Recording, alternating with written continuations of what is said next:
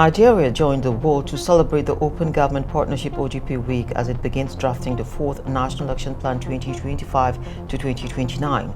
The Partnership for Agile Governance and Climate Engagement PACE, a UK international development funded program managed by DAI, has played a pivotal role in sustaining Nigeria's OGP reforms.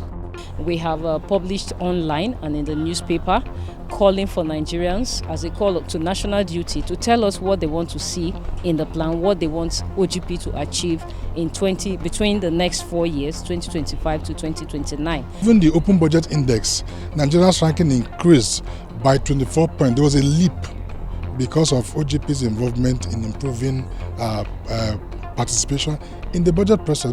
Everything about what our leaders should use now should be locally made, locally driven, locally manufactured. That's the first place, because if you're leading, you should lead by example. The greatest challenge around all of these issues of governance that we have in the country is that citizens don't understand that they need to demand for accountability so that it can be given. Strengthening mechanisms that will ensure that citizens can be able to access public documents within the time frame of the law, of the Freedom of Information Law, which says within 7 days citizens should be able to access information that are seen as public information. The Monetary Policy Committee, MPC, of the Central Bank of Nigeria has retained the monetary policy rate at 27.5%. Announcing the decision, CBN Governor Olayemi Kadiso said the committee was unanimous in its decision and the pause would enable members to better understand near-term developments in the economy. He admitted that underlying inflationary pressures behind the decision to pause the hikes are chiefly driven by high electricity prices, persistent foreign exchange demand pressure, and other legacy structural factors. Kadiso warned that the unpleasant recent decline in crude oil prices and uncertainties associated with U.S. trade policy would present new challenges for fiscal receipts and budget implementation. The federal government has inaugurated the new board of directors of the Asset Management Corporation of Nigeria, AMCON, marking a renewed phase in the corporation's mandate to stabilize the financial sector, enhance asset recovery, and prepare for an orderly institutional wind-down.